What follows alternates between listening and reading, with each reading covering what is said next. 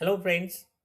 आज मैं जिस मुद्दे पे बात करने जा रहा हूँ, इसकी चर्चा काफ़ी दिनों से हमारे देश में और विदेशों में हो रही है। इसकी सबसे पहली चर्चा जो है, आप सब लोगों ने सुना होगा, जब डावोस में वर्ल्ड समिट हो रहा था, वर्ल्ड बिजनेस समिट हो रहा था, तब जो ईयू के प्रेसिडेंट हैं, उन्होंने इसका जिक्र किया था। The topic I am dealing with today is the mother of all deals. मैं भी काफ़ी दिनों से सोच रहा था इसके बारे में बात करूं, लेकिन क्या हो रहा था कि इसके कोई फाइन प्रिंट्स मुझे दिखाई नहीं दे रहे थे। इसलिए मैंने कुछ दिन वेट किया। अब मेरे पास इसके फाइन प्रिंट्स आ गए हैं, तो मैं ये देखना चाहता हूँ कि भाई इस डील से इंडिया को या ईयू को कितना फ़ायदा हुआ है, इसके क्या रिpercussion होंगे वर्ल्ड ट्रेड में, इसका क्या बेनिफिट इंडिया को मिलेगा, इसका क्या बेनिफिट हम लोग जो आम जनता हैं उनको मिलेगा और कब मिलेगा। आइए हम इसके बारे में थोड़ा एक डिटेल चर्चा करें। अभी 2 दिन पहले 27 जनवरी को ईयू एंड भारत के बिजनेस डेलीगेशंस जो हैं एक साथ बैठे। काफ़ी देरों तक मंत्रणा हुई, काफ़ी देरों तक डिस्कशन हुआ, और इसके बारे में हमारे देश के प्रधानमंत्री ईयू के जो डेलीगेशन आई थी, वन बाय वन इसके बारे में प्रेस को संबोधित किया और इसके बारे में बताया कि ये एक ऐसा डील है जिससे यूरोपियन यूनियन और इंडिया काफ़ी क्लोज आ जाएगा।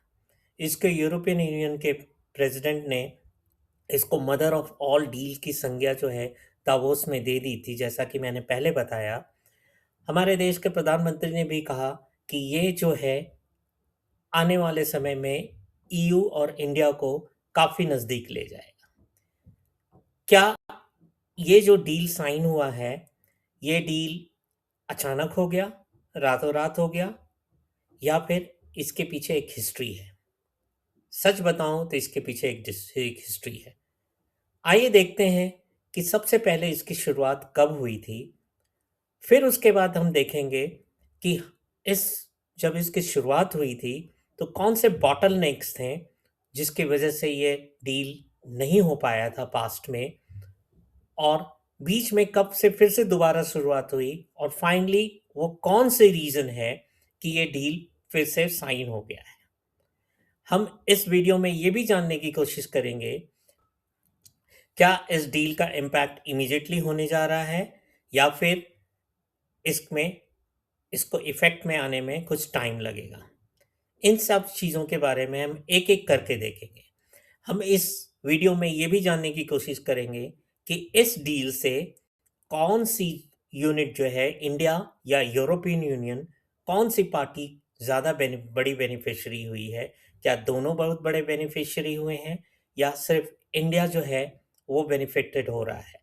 सो फ्रेंड्स, जैसा कि मैंने पहले कहा कि इससे पहले कि हम अभी होने वाले जो रिसेंटली जो इंडिया और यूयू के बीच में कंक्लूडेड ट्रेड रिलेशंस, इसको एफटीए कहते हैं, फ्री ट्रेड एग्रीमेंट हुआ है, इसकी चर्चा करें उससे पहले थोड़ी सी हिस्ट्री जानें कि क्या सचमुच में इंडिया का पहली दफ़ा ईयू के साथ ट्रेड रिलेशनशिप हो रहा है, या इससे पहले भी हुआ था।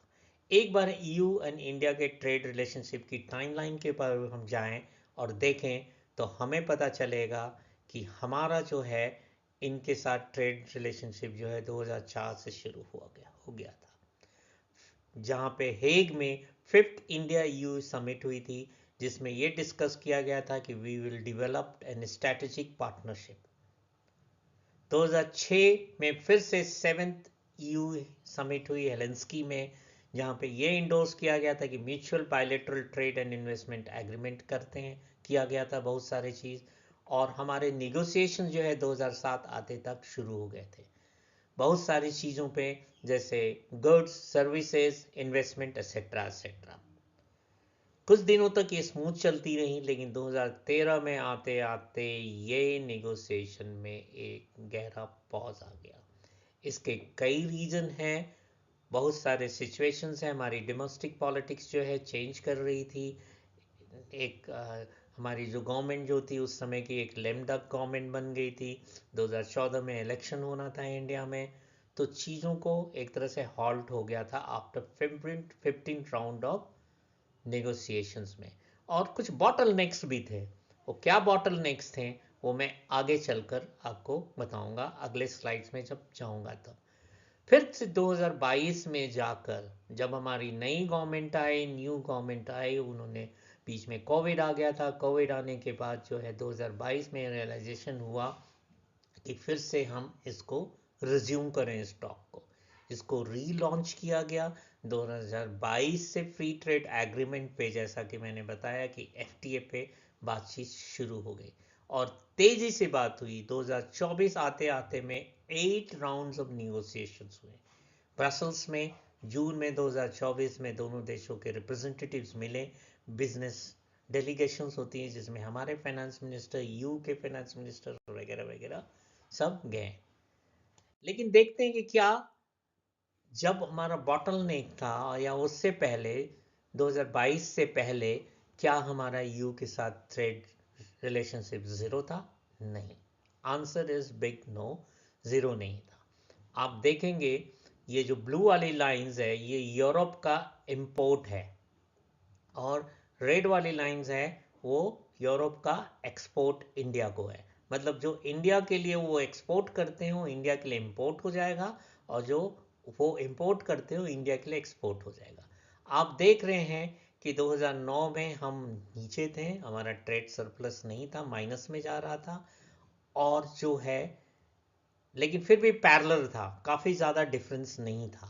आप देख रहे हैं एक जगह आकर देख रहे होंगे ऑलमोस्ट बराबर हो गया है, फिर अभी भी पैरेलल चला जा रहा है, चला जा रहा है, चला जा रहा है। 2019 आते आते तक में हम ट्रेड सरप्लस में हो गए थे। 2019 से लेकर 2022 तक जब रीनिगोशिएशन शुरू हुआ तब तक हमारा ट्रेड सरप्लस यू के साथ बना रहा। ठीक है, ये बैलेंस ऑफ पेमेंट है, इसका आप देख सकते हैं कि बैलेंस ऑफ पेमेंट जो है यू के लिए नेगेटिव था, यू के लिए यहाँ पे पॉजिटिव था।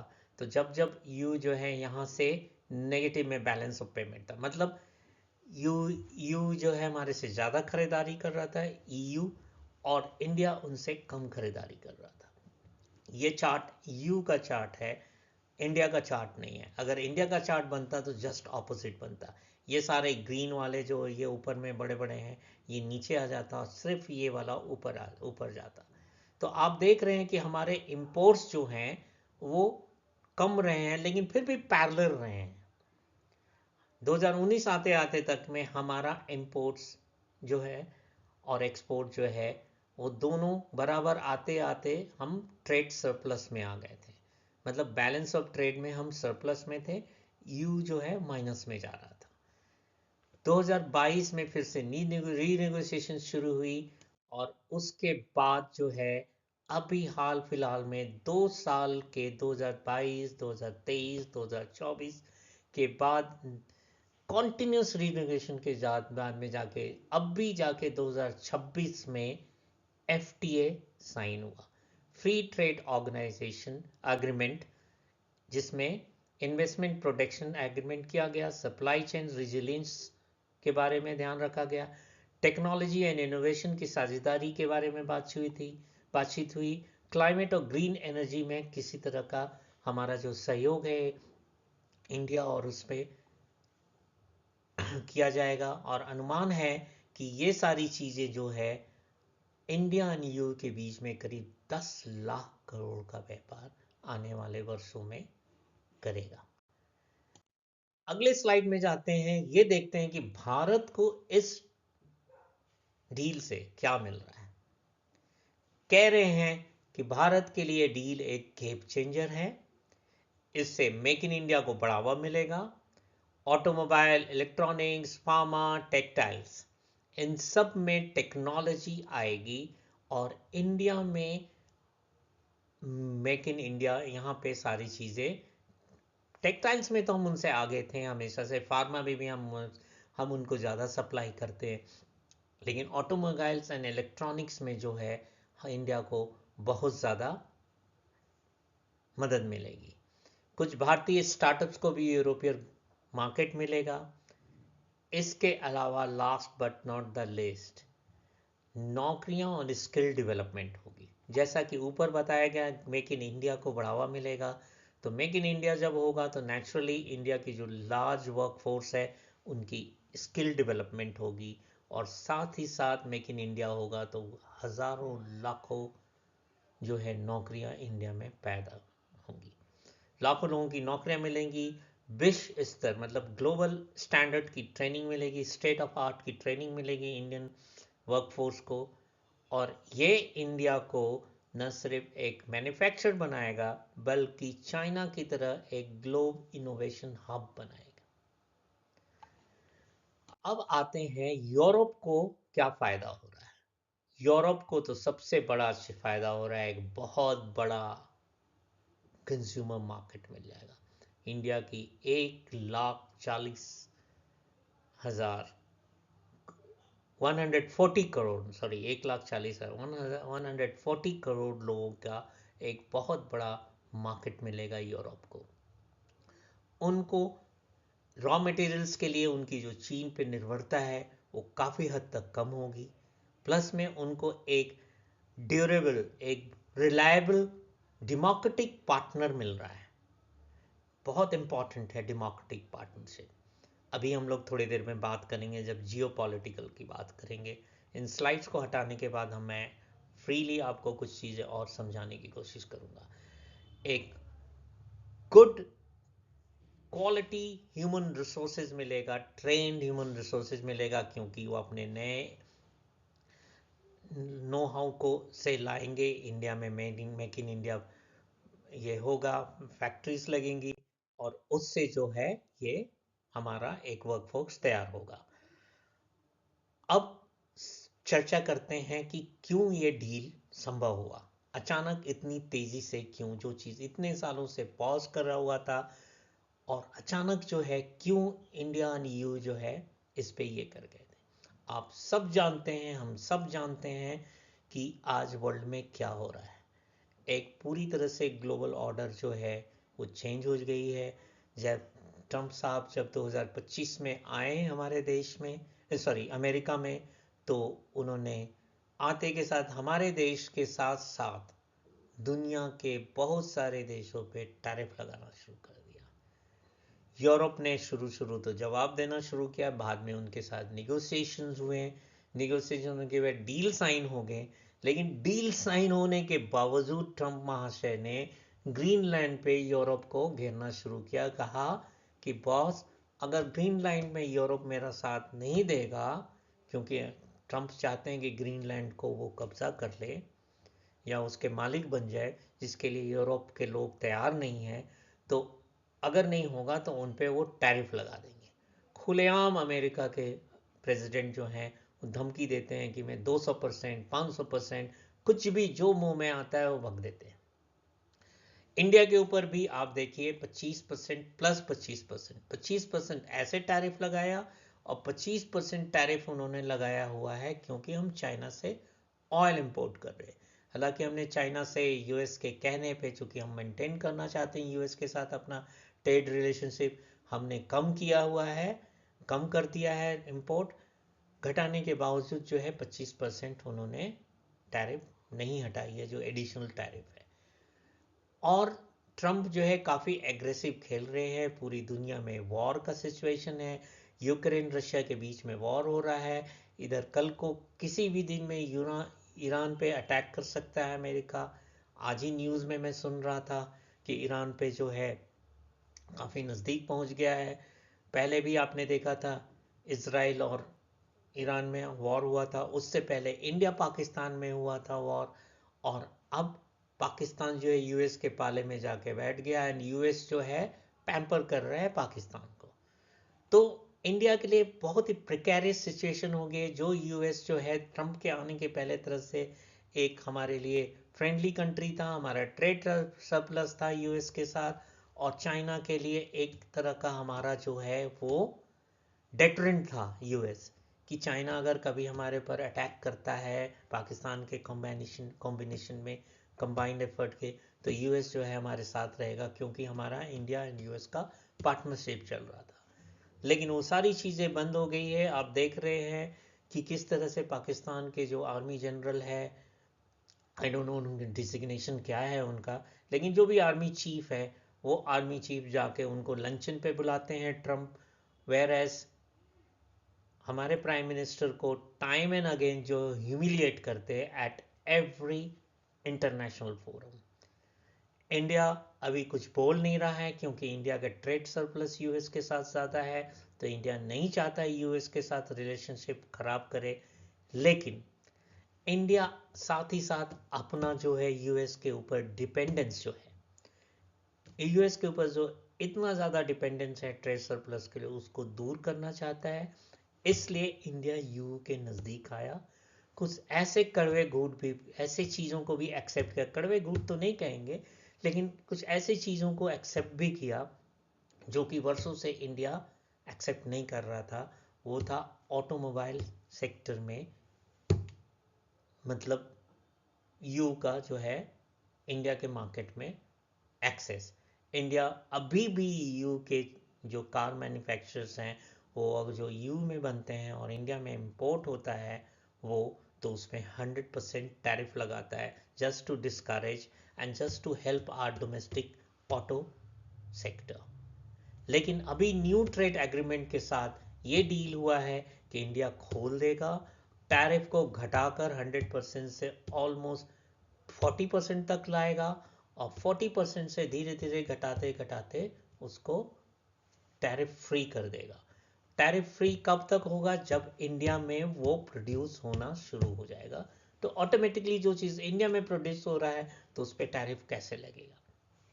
तो यू के जो कार्स हैं वो इंडिया में प्रोड्यूस होंगे, जैसे मैंने पिछले स्लाइड्स में आपको बताया था कि किस तरह से इंडिया में टेक्नोलॉजी ट्रांसफ़र होगी, किस तरह से जो है हमारे ह्यूमन रिसोर्सेज ट्रेंड होंगे और किस तरह से मेक इन इंडिया चलेगा। इससे क्या होता है कि एक तरह का जो मल्टीपोलर वर्ल्ड को एक तरह का बैलेंस, अगर जियो पॉलिटिकल पॉइंट में दिया जाए, उसको क्रिएट करता है इंडिया एंड यूए का डील। एक स्ट्रॉन्ग मैसेज यूएस को दे दिया है इंडिया एंड यू ने एक साथ कि boss, we are not totally dependent on you. Yes, you are a friend of us but you can not blackmail us. हमें आप ब्लैकमेल नहीं कर सकते। तो ट्रंप और ट्रंप की जो गवर्नमेंट है वहाँ पे बहुत ज़्यादा खुश नहीं है, क्योंकि उसको एक अपॉर्चुनिटी मिली थी किसी तरह से इंडिया को और यू को ब्लैकमेल करे। अब उसकी बार्गेनिंग पावर जो है इंडिया एंड यूए के साथ जो है वो कम हो गई है। तो एक तरह से जो है ये इंडिया को, यू को पूरी तरह से सुरक्षित, समृद्ध और स्थायी बनाती है। सुरक्षित का मतलब डिफेंस में भी हमारे साथ एग्रीमेंट होगा, हम एक दूसरे के साथ कॉपरेट करेंगे तो एक दूसरे ग्रो भी करेंगे और साथ में परमानेंट ये भी रहेंगे, पार्टनर भी रहेंगे। हमारे और इंडिया के बीच में किसी तरह की उस तरह की बात नहीं है कि ट्रंप हम एग्रीमेंट कर करके फिर बाद में जाके मुकर जाए। लेकिन लेकिन ऐसा नहीं है कि इसमें बॉटल नेक्स नहीं है, बॉटल नेक्स हैं। कर रहा था बॉटल नेक्स ये है इसमें अभी कि ये जो एग्रीमेंट हुआ है, ये एग्रीमेंट ऐसा नहीं होने जा रहा है कि कल को जाकर इम्प्लीमेंट हो जाए या कल ही से ये इन इफेक्ट में हो जाए। ऐसा कुछ नहीं होने वाला। अभी ये यूरोपियन पार्लियामेंट में जाएगा। यूरोप की एक अलग पार्लियामेंट है, जैसे यूरोप में जितने कंट्रीज हैं उनके अपने अपने अपने पार्लियामेंट है, जैसे हमारा पार्लियामेंट है। लेकिन उन सब कंट्रीज का एक क्यूमुलेटिव एक अलग से पार्लियामेंट है। वहाँ पे जाएगा, वहाँ डिबेट होगा, डिस्कशन होगा, ठीक उसी तरह से जिस तरह से हमारे पार्लियामेंट में कोई चीज़ होता है। हमारे तरफ से उतना बॉटल नेक नहीं है, क्योंकि हमारे यहाँ जिस तरह का पार्लियामेंट्री सिस्टम है वहाँ पे एग्जीक्यूटिव एंड लेजिस्लेचर जो है उसकी फ्यूजन है। तो जो भी एग्जीक्यूटिव डिसीजन लेता है उसको मान लिया जाता है, specially money related thing and foreign trade related things में उसको पार्लियामेंट्स में पास करने की कोई ऐसा ज़रूरत नहीं पड़ती है। लेकिन यूरोप में डेफिनेटली ये जो है वहाँ पार्लियामेंट में जाएगा, वहाँ पास होगा, वहाँ डिबेट होगा, डिस्कशन होगा। इसके अलावा सेकेंड बॉटल नेक्स ये है कि यूरोप का जो कार्बन इमिशन जो है वो चार्जेस लगाता है, तो करीब वो 5 to 10% चार्जेस लगाता है। अब देखना है कि क्या फर्दर निगोशिएशन में हमारे इंडिया और ईयू के जो मेंबर्स कंट्री हैं वो इस पैक्ट पे एग्री करें कि इंडिया पे कोई कार्बन इमिशन टैक्स ना लगाए, क्योंकि वो टैक्स जो है 10% का है। तो अगर 10% वो टैक्स लग जाता है, तो जो एफटीए के कारण इंडिया को जो 10% की टैरिफ में फ्रीडम मिल रही है, जो 10 to 12 15 कुछ कुछ आर्टिकल्स में 15% तक टैरिफ लगाता है ईयू, तो वो जो मिल रही है वो नेग्लिजिबल हो जाएगा। अगर लेकिन एक चीज़ और भी ध्यान में रखने वाली बात है, ऐसा नहीं है कि अगर ये एग्रीमेंट नहीं होता तो वो जो है कार्बन इमिशन टैक्स जो है नहीं लगाता, यू एनीवेज लगाता। वो 15% हो सकता है 25% में कन्वर्ट हो जाती। तो बेनिफिट तो है इस ट्रेड डील का, लेकिन इंडिया को अभी भी और थोड़ा सा मेहनत करनी पड़ेगी। इंडियन काउंटर पार्ट्स जो हैं ईयू के, उनको मेहनत करनी पड़ेगी और उनको कोशिश करना पड़ेगा कि ये जो 10% का जो कार्बन इमिशन टैक्स है वो या तो वेव ऑफ हो जाए, क्योंकि हमारा एक बढ़िया रिलेशनशिप बन रहा है, और अगर लगे भी तो बेयर मिनिमम लगे, जैसे 2% 5% इस तरीके का। तो एक ये बॉटल नेक्स है। दूसरी बॉटल नेक्स ये है कि ये टोटल इम्प्लीमेंट होते होते, सारी चीज़ें इम्प्लीमेंट होते होते जो है वो 2027 तक होएगा। मतलब 226 में एग्रीमेंट हुआ, इसका इफेक्ट जो है देखने में आएगा 2027, और उसके बाद, उससे पहले उम्मीद करना कुछ बहुत ज़्यादा खुशफहमी में रहने लायक है चीज़ें। Last but not the least is geopolitical scenario. अभी ट्रम्प साहब हैं, अभी जियोपॉलिटिकल सिनेरियो गड़बड़ है। तो ईयू का हमारे इंडिया की तरफ जो है बहुत ही सॉफ्ट स्टैंड है, और इंडिया का भी ईयू की तरफ बहुत सॉफ्ट स्टैंड है। तो हम लोग 2 कदम हम आगे गए हैं तो 2 कदम वो आ गए हैं, और इस तरह का एक डील बना है। कल को यू नेवर नो, अगले इलेक्शन में, अभी मिड टर्म इलेक्शन होने वाला है यूएस में, उसमें ट्रम्प की रिपब्लिकन पार्टी को डेफिनेटली इस बार बहुत ज़्यादा धक्का लगेगा। जो वहाँ की जो मतलब इंटरनल सिनेरियो है, वहाँ पे भी ट्रम्प जो है बहुत ज़्यादा अनपॉपुलर हो रहे हैं, तो उससे भी थोड़ी सी चीज़ें चेंजेस आएंगी। अब ये देखने वाला है कि चेंज ग्लोबल सिनेरियो में, चेंज जियोपॉलिटिकल सिनेरियो में क्या ईयू जो है इंडिया की तरफ और टफ होएगा। टफ होने का निगोशिएशन में कुछ दिक्कत नहीं है।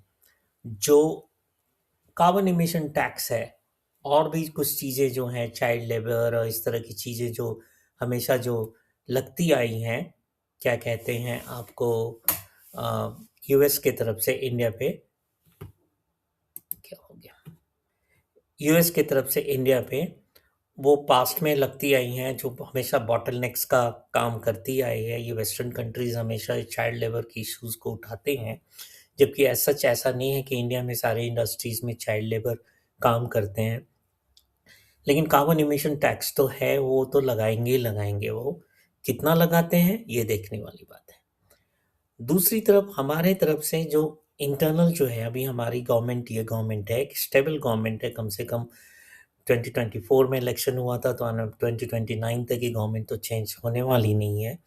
तो एज सच कोई पॉलिसी डिसीजन में चेंज नहीं होगा, लेकिन फिर भी इंटरनल प्रेशर तो पड़ेगा ही पड़ेगा कि डोमेस्टिक मार्केट अगर किसी चीज़ का इम्पैक्ट होता है तो हो सकता है कुछ ना कुछ आ सकता है। तो let's see, let's be hopeful.